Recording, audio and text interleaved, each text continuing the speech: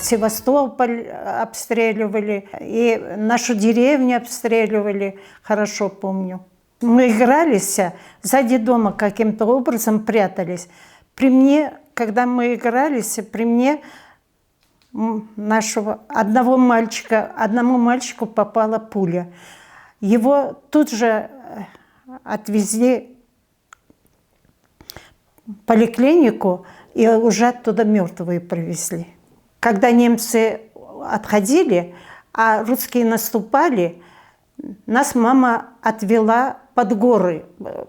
Там гор не было, плоскогорье. Почему-то мама думала, все-таки спасет нас от от бомбежки.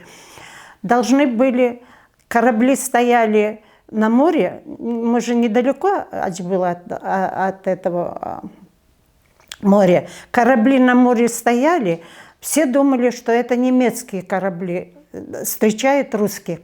Когда через некоторое время отвела мама, с нами всех уложила, уже умирать уложила, попрощалась с нами.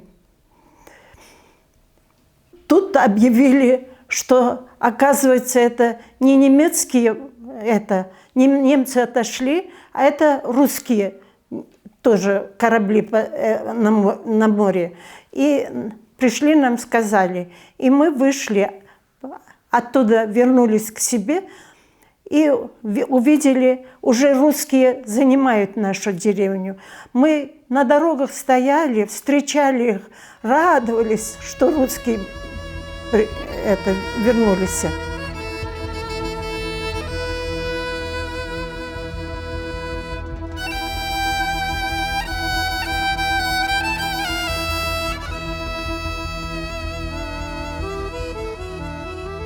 В нашем доме заселился Володя. Он занимал высокую, видать, должность, летчик почему-то говорили. Володя целый день, мама говорила, без настроения был. Он уже знал, что нас будут выселять, но нам ничего не сказал. Рано утром постучались в дом. К нам зашли очень такие требовательные солдаты. А мама выносила в руках Коран вместе с письмами моей сестры, которая в 1939 году умерла.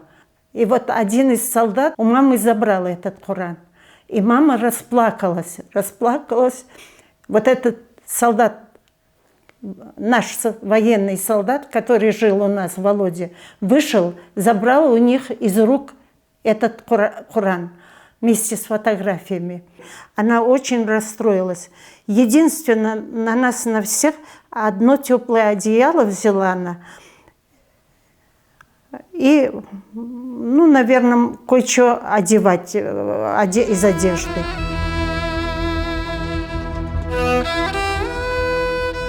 Маленький братишка, ему было всего 2 годика, он только-только начинал говорить.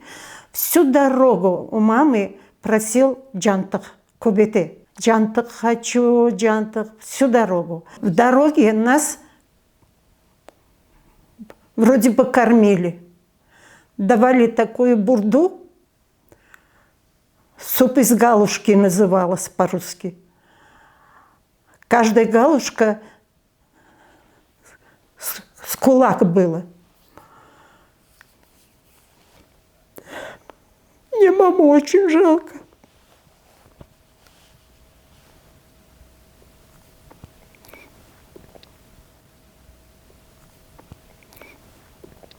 Когда в степях где-нибудь поезд останавливался, она выходила, делала кастрюлю, находила какую-то железку, эту лепешку на этой железке пекла.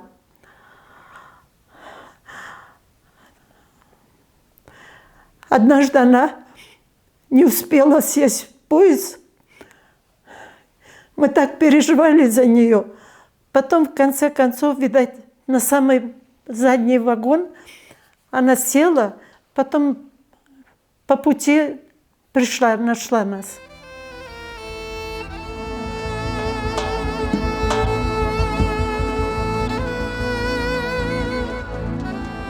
Когда нас на станции Хилкова остановили, открыли двери вагонов,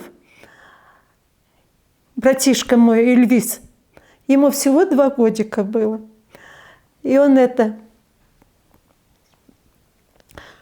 говорит: мама, она келмында, бак не кадар печка бар, жантык пшорсын, говорит. А нас заселили в эти землянки. Несколько семей в одну землянку заселяли. И мама для того, чтобы одним одеялом нас всех укрыть, соединила 2 топчана. А топчаны были земляные в этих землянках.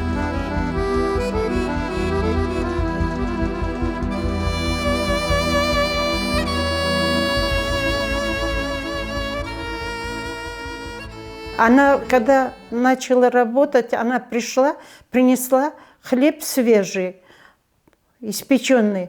Я, говорит, сегодня наелась хлеба, и вам, говорит, вот кусочек принесла, буханку или полбуханки, в общем, чего-то принесла она. Вы тоже покушайте. Жили мы проголодь. Еще у нас очень в семье такая порядочность была. Никогда в жизни, если мама распределила, кому чего кушать, никто их еду не трогал и не брал.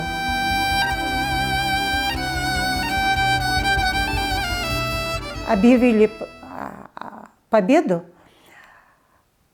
все радовались. Все, енді біздің Қырымға қайтарылар, енді жеңіп бітті, енді біздің қайтарacaklar деп әзірленеділер.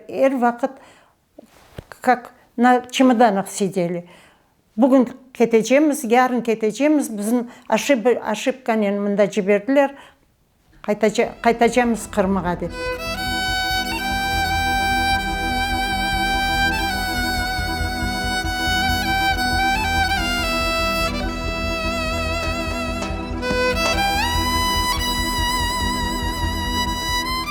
Он нас разыскал уже в Узбекистане, в землянках мы жили, разыскал, и это Коран вместе с письмом моей сестры прислал к нам туда. И написал письмо, говорит: тетя, я, говорит, до сих пор никого в ваш дом не пускал, корову, правда, говорит, забрал, сосед русский, говорит, а в ваш дом я никого не пускал. Я все время думал, что это ошибочная ваша высылка. Все равно вас вернут.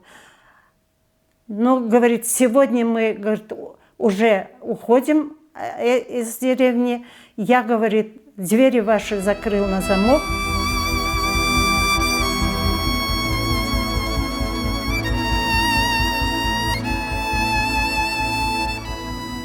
У него отек легких пошел. И он, 5 лет ему было, он умер. Папа уже, когда разыскал нас, уже братишки не было. В общем, папа сына своего совсем, мне кажется, не видел.